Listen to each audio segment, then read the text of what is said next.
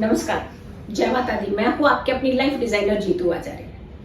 वैशाख पूर्णिमा और उस पर ग्रहण हो, बुध पूर्णिमा भी कहते हैं इसे, लेकिन साथ के साथ सेम डे ग्रहण है, तो आप पूर्णिमा का व्रत रखें। पूजा भक्ति कैसे करेंगे? बहुत सारे लोग हैं, कथाएं पढ़ते हैं, कथाएं सुनते हैं, तो कैसे करना है ये सारी चीजों को। अब ये दोनों का जो कॉम्बिनेशन बन गया है, तो ऐसे में आप भक्ति कैसे करें? कहते हैं ग्रहण के दौरान किसी भी चीज को, पवित्र चीज को छुआ तक नहीं जाता, और खास करके भगवान की किसी भी मूर्ति का स्पर्श नहीं किया जाता है, मालाओं का स्पर्श नहीं किया जाता। भगवान के इवन इनफैक्ट कपाट जो होते हैं, जो आपके मंदिरों के कपाट होते हैं, वो भी आप बंद कर देते हैं। तो ऐसे में हम भक्ति कैसे करें? तभी हम कई बार कहते हैं कि कुछ मंत्रों को कंठस्थ करना चाहिए, और अगर आप कुछ भी मंत्रों को कंठस्थ नहीं कर पा रहे हैं, तो भगवान का नाम तो आपको याद ही होगा, ओम नमः शिवाय, भोलेनाथ। भोलेनाथ की आराधना, ओम की आराधना, ओम ब्रह्मांड की शक्ति है। ओम का उच्चारण, ओम की शक्ति ले सकते हैं, ये कर सकते हैं आप। अब सबसे पहली बात आ रही है कि पूर्णिमा का दिन, सत्यनारायण भगवान की कथा, और ऐसे में चंद्र ग्रहण हो 16 मई का, जो कि पड़ने वाला है, तो आप किस समय क्या विधियां करें। और जब ये ग्रहण जो है एक ही महीने के अंदर 2 पड़े हों, यानी हाल ही में जैसे सूर्य ग्रहण पड़ा है और ऊपर से चंद्रमा का ग्रहण पड़ रहा है, तो एक महीने में 2 ग्रहण का पड़ना ये वैसे भी अच्छा माना ही नहीं जाता है।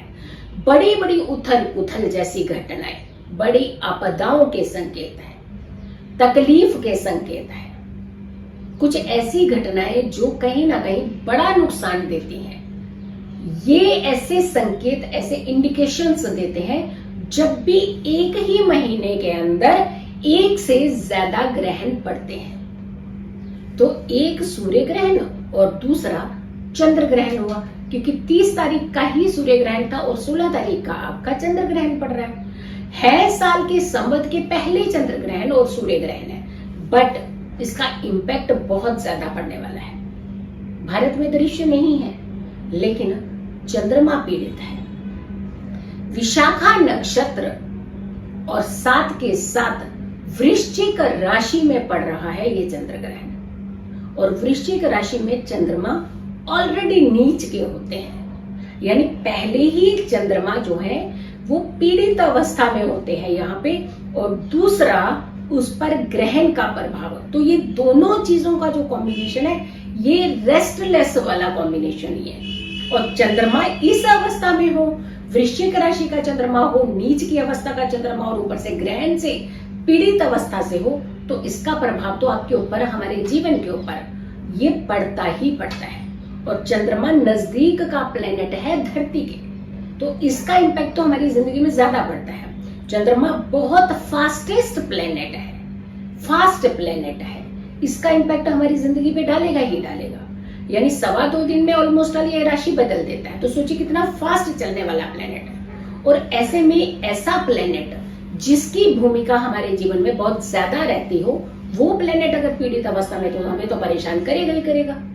अब हमें क्या करना है, ये सोचना है। सबसे पहले पूर्णिमा का व्रत अगर आप रखते हैं, तो आप व्रत रखिए, वैसे भी तो व्रत ही तो है, और खाया तो कुछ जाता ही नहीं है। चंद्रमा जब पीड़ित है, ऊपर से ग्रहण है, तो आप से ऊपर से व्रत भी है, तो व्रत में तो वैसे भी आप सेवन कुछ करते नहीं। कहते हैं कि हमारी इंद्रियों को भी, हमारे जितनी भी नर्व सिस्टम है, उन्हें भी थोड़ा सा रिलैक्सेशन भी मिलता है, आपके पेट को भी थोड़ा सा आराम मिलेगा, मुख को भी आराम मिलता है, और हमारी सारी इंद्रियां जो है वो भी थोड़ी सी कंट्रोल और शांत होती है। व्रत का भी मतलब यही होता है कि ज्यादा सेवन नहीं करना किसी भी चीज का, नहीं खानी बहुत सारी चीजें, कंट्रोलिंग, आपकी खुद की अपने आप के ऊपर कंट्रोलिंग। तो व्रत का महत्व ऐसे ही होता है। तो ऐसे में अगर चंद्रमा का ग्रहण भी आ गया और आपका व्रत भी है, तो आप उस समय तो बिल्कुल, एक तो आपने कुछ नहीं खाना पीना। अब ये मत कीजिएगा खाना पीना नहीं है, तो चंद्रमा अगर वो ग्रहण चल रहा है, तो इस दौरान जो है कहीं स्नान भी ना करें आप, क्योंकि ग्रहण तो सुबह ही लग जाना है। और स्नान आप कर लीजिएगा, सूर्योदय से पहले का स्नान कर लीजिएगा। इस बात तो आप एटलीस्ट कर लीजिएगा, क्योंकि 7:58 के आसपास ग्रहण लग रहा है, और उससे पहले ही आप उठ जाइए ना, स्नान वगैरह कर लीजिए। और खास करके अगर आप व्रती हैं तो आप तो पहले ही स्नान कर लीजिएगा। व्रती को तो वैसे भी सूर्योदय से पहले का ही स्नान लेना चाहिए, उसको बाद में स्नान नहीं करने चाहिए। सूर्य उदय हो जाए और आप सोते रहे तो वैसा व्रत भी थोड़ा सा अच्छा फल नहीं देता है। लेकिन जब बात आ रही है कि ग्रहण है प्लस बुध पूर्णिमा है, वैशाख पूर्णिमा है, बड़ी इंपॉर्टेंट पूर्णिमा आती है ये। वैशाख का महीना वैसे भी जप तप का महीना है, एनर्जीज क्रिएट करने वाला महीना, तो ऐसे में थोड़े प्रिकॉशंस आपको लेने। एक तो व्रती को खास करके सूर्योदय से पहले का ही स्नान लेना। वीडियो मैं पहले इसलिए डाल रही हूँ कि आप लोगों तक ये वीडियो जरूर पहुंच जाए। और दूसरा, आपने तो व्रत रखा ही है, और चंद्रमा का ये जो ग्रहण है 11:30 के बाद इसका प्रभाव तो है भी नहीं, समाप्ति की तरफ है। 11:22-23 में तो ये समाप्ति हो जानी है इसकी। तो आपने वैसे भी स्नान तो सूर्योदय से पहले करना है, प्लस पूजाएं जो है वो 12 बजे के बाद से कीजिएगा। क्योंकि यहाँ भारत में अगर दृश्य नहीं है तो सूतक मान्य नहीं होगा। लेकिन जो पैच, ग्रहण का पैच है, जो पर्टिकुलर स्ट्रेच है, टाइम है, वो लगभग 3-3.5 घंटे का जो टाइम है, यहाँ आप प्रिकॉशंस ले लीजिए। यहाँ आप कुछ चूक मत कीजिएगा। यहाँ आपने ना कुछ खाना है, ना कुछ आपने चीजों को छूना है। करना क्या है, भगवान विष्णु की आराधना कीजिएगा, संचालक है वो, और साथ के साथ भगवान भोलेनाथ की आराधना कीजिए। चंद्रमा तो उन्होंने अपने मस्तक पर विराजित किया हुआ है। कंट्रोलिंग अपने ऊपर भी कीजिए और अपनी एनर्जीज के ऊपर कंट्रोलिंग कीजिए। आपने ना अपने मन को भटकने देना है और ना अपनी इंद्रियों को भटकने देना है। तो इन दोनों चीजों का जो समावेश है वो आपकी जिंदगी में शायद कुछ अच्छा फायदा देने वाला हो।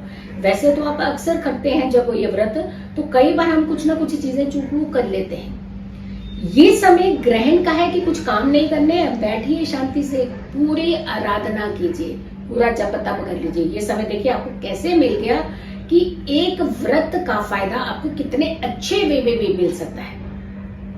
क्योंकि वो समय सिर्फ और पूजा भक्ति का ही होगा।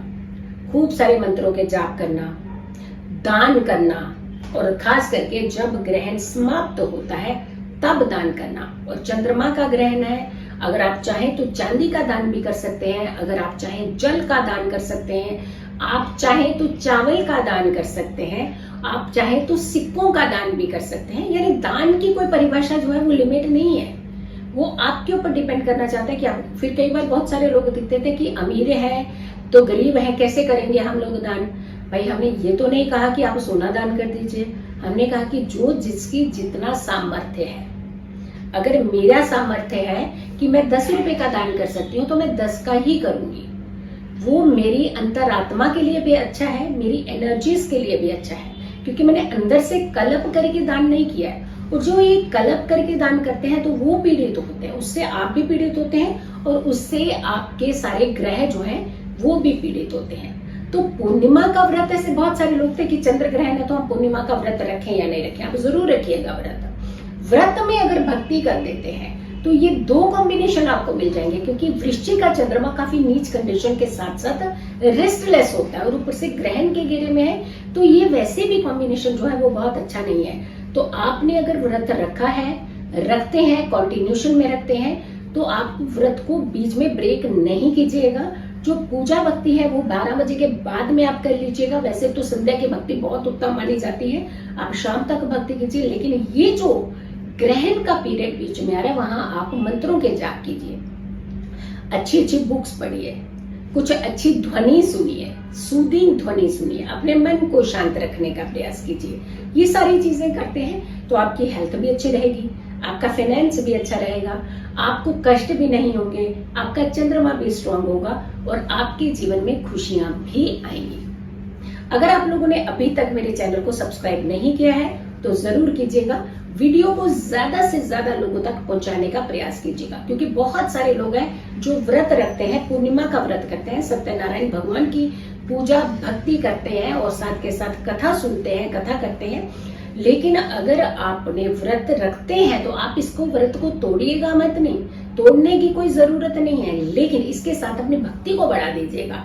ये एक कॉम्बिनेशन ज्यादा बड़ा कर दीजिए अपने जीवन में, ताकि आपको भक्ति का भी फायदा मिल जाए और आपको ये ग्रहण जो है ये सताए भी ना, परेशान भी ना करे। तो दोनों चीजों का जो कॉम्बिनेशन आपको फायदा देने वाला है। अगर आप लोगों ने अभी तक मेरे चैनल को सब्सक्राइब नहीं किया तो जरूर कीजिएगा, वीडियो ज्यादा से ज्यादा लोगों तक जरूर शेयर कीजिएगा और मेरी आने वाली वीडियो का इंतजार करें। तब तक के लिए नमस्कार।